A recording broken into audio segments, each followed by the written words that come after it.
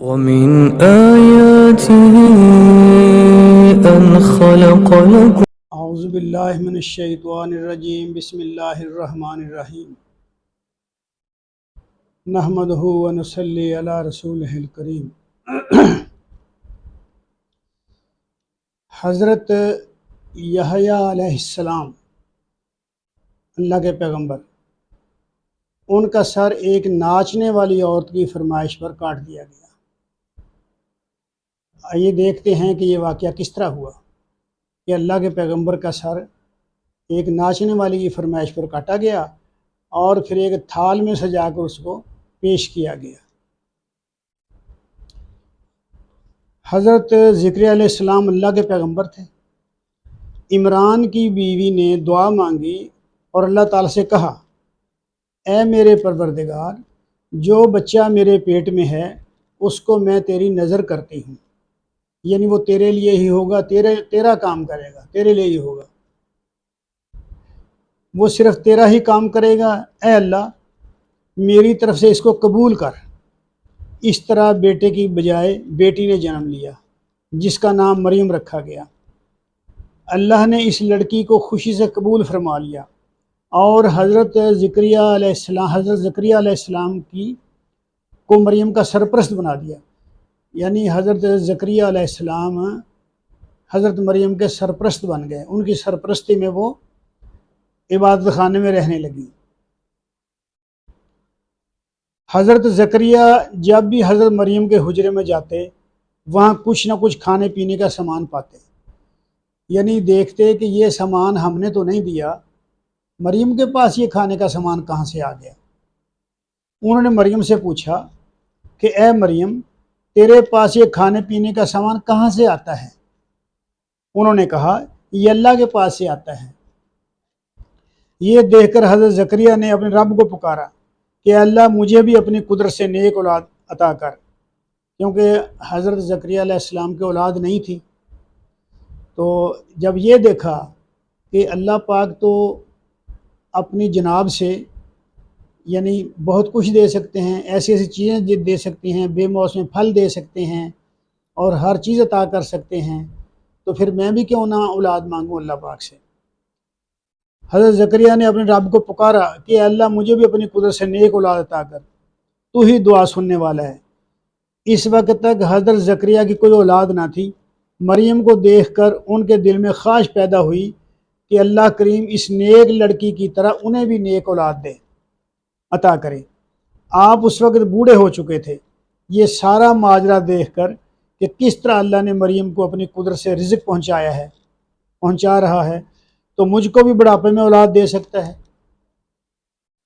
جب زکریا علیہ السلام محراب یعنی عبادت کے کمرے میں کھڑے ہو کر، یعنی محراب کا مطلب ہے عبادت کا کمرہ جہاں حضرت زکریا علیہ السلام عبادت کرتے تھے، اس کو محراب کہتے ہیں۔ اس کمرے میں کھڑے ہو کر آپ نماز پڑھ رہے تھے تو فرشتوں نے آواز دی کہ اللہ تجھے یحییٰ کی خوشخبری دیتا ہے، وہ اللہ کی طرف سے ایک فرمان کی تصدیق کرنے والا بن کر آئے گا۔ اللہ کے فرمان کی تصدیق کا مطلب حضرت عیسیٰ علیہ السلام کی پیدائش ہے، یعنی حضرت عیسیٰ علیہ السلام کی پیدائش کی بھی خوشخبری دے دی گئی۔ اسی وقت حضرت عیسیٰ کی پیدائش باپ کے بغیر کنواری مریم کے بطن سے پیدا ہونا ہے، اسی لیے اس بات کو قرآن میں کلمۃ من اللہ کہا گیا ہے۔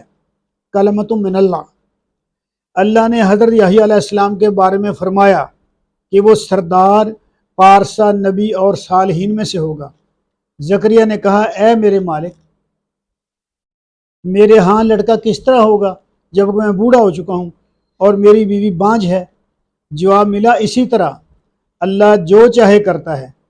زکریا نے کہا، اے میرے رب، میرے لیے کوئی نشانی مقرر کر دے، یعنی مجھے پتہ چل جائے کہ مسئلہ میرا حل ہو چکا ہے، اولاد مجھے ملے گی، یعنی بیوی کو حمل قرار پا چکا ہے، اس کی کوئی نشانی دے اللہ تعالیٰ مجھے۔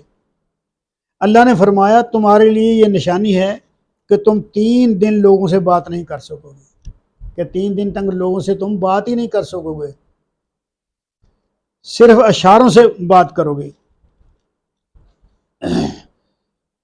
اپنے رب کو بہت زیادہ یاد کرتے رہنا اور صبح شام اس کی تسبیح کرتے رہنا. یعنی یہ اللہ پاک نے فرمایا کہ اپنے رب کو صبح و شام یاد کرو اور اس کی تسبیح کرتے رہو. تم بول نہیں سکو گے، لوگوں سے باتیں نہیں کر سکو گے، صرف اشاروں سے بات کر، یہ نشانی ہے، صرف اشاروں سے بات کر سکو گے. حضرت یحییٰ علیہ السلام پیدا ہوئے اور جوان ہوئے تو اس وقت بنی اسرائیل کے حالات بہت خراب تھے، بہت خرافات کرتے تھے، نبیوں تک کو قتل کر ڈالتے تھے. یہود میں یہ چیز عام تھی، نبیوں کو قتل کر ڈالتے تھے. سورۃ البقرہ آیت نمبر 61 میں اللہ تعالیٰ فرماتے ہیں، ترجمہ ہے اس کا، اور مسلط ہوگی ان پر ذلت اور محتاجی، یعنی یہود پر، اور وہ اللہ کے غضب میں گر گئے. یہ اس لیے ہوا کہ وہ اللہ کی آیات کا انکار کرتے تھے اور نبیوں کو ناحق قتل کرتے تھے. یہ اس سبب سے تھا کہ وہ نافرمانی کیے جاتے اور حد سے بڑھے جاتے تھے، یعنی اللہ کی نافرمانی کی اور حد سے بڑھے جاتے تھے، اسی لیے وہ نبیوں کو بھی قتل کر دیتے تھے. بنی اسرائیل نے اپنی تاریخ میں خود اس بات کا اقرار کیا ہے. یہ کیا چیز ہے؟ کس چیز کا اقرار کیا؟ حضرت سلیمان علیہ السلام کے بعد بنی اسرائیل کی سلطنت 2 ریاستوں میں تقسیم ہو چکی تھی.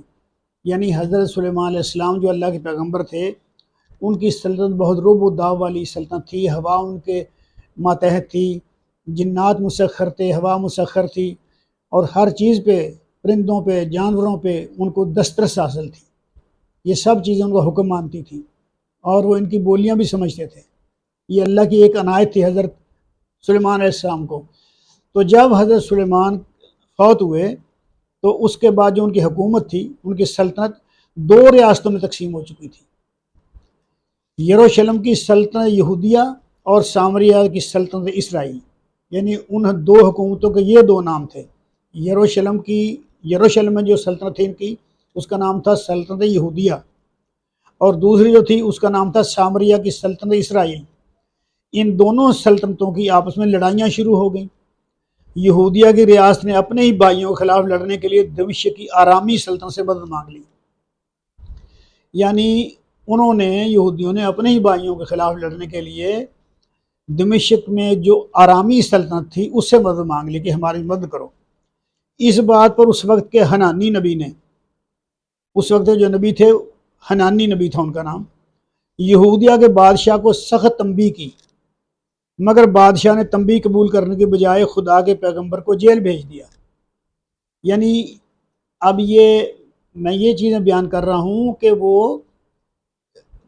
کون کون سی حدوں سے بڑھ گئے تھے، کیا کیا کرتے تھے وہ. یعنی اس طرح کی چیزیں یہود میں عام ہو گئی تھی، اپنی حدوں سے بڑھ گئے تھے. نمبر 2 ہے، یہودی بال کی پوجا کرنے لگے تھے. بال ایک بت تھا. جب حضرت الیاس علیہ السلام نے ان کو توحید کی واضح و تبلیغ کی، توحید کی تبلیغ یہ ہے کہ ایک اللہ ہے، اللہ کے علاوہ کوئی اور قابل پرستش نہیں ہے. تو یہ جب تبلیغ کی اور بال کی پرستش سے منع کیا تو سامریہ کا اسرائیلی بادشاہ اپنی مشرک بیوی کی وجہ سے ان کا دشمن بن گیا، اور اللہ کے پیغمبر کو جزیرہ نمائے سینا کے پہاڑوں میں پناہ لینی پڑی. یعنی حضرت الیاس علیہ السلام کے ساتھ یہ واقعہ پیش آیا کہ ان کو بھی اپنے شہر سے نکل کر پہاڑوں میں جانا پڑا اس بادشاہ کے ڈر سے. تیسری بات یہ ہے، ایک اور نبی حضرت میکایا، اس نبی کا نام تھا حضرت میکایا، کو اسی بادشاہ نے حق بات کہنے کی وجہ سے جیل بھیجا اور حکم دیا کہ اس شخص کو مصیبت کی روٹی کھلانا اور مصیبت کا پانی پلانا. چوتھی بات یہ ہے، جب یہودیہ کی ریاست میں اعلانیہ بت پرستی اور بدکاری ہونے لگی تو حضرت زکریا نبی نے ان کے خلاف آواز بلند کی، یعنی حضرت زکریا نے. تو بادشاہ کے حکم سے ان کو ہیکل سلیمانی میں مقدس اور قربان گاہ کے درمیان سنگسار کر دیا گیا، یعنی پتھر مار مار کر مار دیا گیا حضرت زکریا کو. نمبر 5 یہ ہے کہ جب سامریہ کی اسرائیلی ریاست اشوریوں کے ہاتھوں ختم ہوئی اور یروشلم کی یہودی ریاست کی تباہی بھی یقینی تھی تو یرمیہ نبی نے اپنی قوم کو واضح نصیحت کی. اب یہ یرمیہ نبی کا زمانہ ہے، انہوں نے اپنی قوم کو واعظ و تبلیغ اور نصیحت کی اور گلی گلی جا کر لوگوں کو سمجھایا کہ اپنے طور طریقے درست کر لو، ورنہ تمہارا انجام سامریہ سے بھی بدتر ہوگا۔ یعنی جو انجام سامریہ کی سلطنت کا ہوا ہے وہی انجام تمہارا بھی ہوگا، بلکہ اس سے بدتر ہوگا۔ مگر قوم ان کے خلاف ہو گئی اور ان کو برا بھلا کہنے لگی، ان کو پیٹا گیا اور قید کر لیا گیا، پھر رسی سے باندھ کر کیچڑ سے بھرے تالاب میں لٹکا دیا گیا تاکہ بھوک پیاس سے وہیں مر جائیں۔ ان پر غداری کا الزام لگایا گیا اور کہا گیا کہ یہ دشمنوں سے ملے ہوئے ہیں، یعنی اس نبی کے ساتھ یہ کام کیا گیا۔ نمبر 6، یہ میں یہود کی وہ باتیں بتا رہا ہوں کہ جو انہوں نے غلطیاں کی یا جن حدوں کو توڑا یا جو ظلم وہ کرتے تھے۔ جب کوئی بھی قوم اس طرح اپنی حد سے بڑھ جاتی ہے، ظلم کرتی ہے، رعایا پر لوگوں پر ظلم کرتی ہے، تو پھر ایک وقت مقرر پر اس کا انجام بھی برا ہو جاتا ہے۔ یعنی ہمیشہ تو ایسے نہیں رہتا کہ کوئی ظلم کرتا رہے اور دوسرے لوگ برداشت کرتے رہیں، ظالم کا انجام بھی آ جاتا ہے۔ نمبر 6، ایک اور نبی جن کا نام آموس تھا، جب انہوں نے سامریہ کی اسرائیلی ریاست کو گمراہی اور بدکاری سے روکا تو ان کو کہا گیا کہ ملک سے نکل جاؤ اور باہر جا کر نبوت کرو۔ نمبر 7، حضرت عیسیٰ علیہ السلام پر بھی بنی اسرائیل کے علماء اور قوم کے سرداروں نے غضب ڈھایا، یعنی حضرت عیسیٰ علیہ السلام کے ساتھ بھی بہت برا کیا گیا، کیونکہ وہ گناہوں اور بدکاریوں سے روکتے تھے۔ اس قصور پر ان کے خلاف جھوٹا مقدمہ تیار کیا گیا۔ بادشاہوں یا حکمرانوں کے لیے معمولی سی بات ہے کہ جھوٹے مقدمے تیار کر لیں، ان کو کون سا روکنے والا ہوتا ہے؟ ان کا کوئی ہاتھ روک سکتا ہے یا قلم روک سکتا ہے؟ جتنے جھوٹے مرضی مقدمے بنا لیں۔ اس قصور پر ان کے خلاف جھوٹا مقدمہ تیار کیا گیا اور عدالت سے ان کے قتل کا فیصلہ حاصل کر لیا گیا۔ عدالتیں بھی بادشاہوں سے مرعوب ہو جاتی ہیں، ڈر جاتی ہیں، کہیں ہمیں بھی قتل نہ کر دیا، تباہ نہ کر دیا جائے، تو عدالتیں بھی وہی فیصلہ دیتی ہیں جو بادشاہ چاہتے ہیں، جو بادشاہ کرتے ہیں، تو لہٰذا ان کے قتل کا فیصلہ حاصل کر لیا گیا عدالت سے۔ اور جب رومی حاکم پیلاطس نے اصل میں بات یہ ہے کہ یہاں یہ جو حکومتیں تھیں دونوں یہودیوں کی، یہ سلطنت روم کے ماتحت تھی، یعنی روم کے بادشاہ نے ان کو بادشاہ بنایا ہوا تھا، آگے یہ ان کے انڈر تھی، ان کے تحت کام کرتی تھی۔ وَمِنْ آيَاتِهِ أَنْ خَلَقَ لَكُم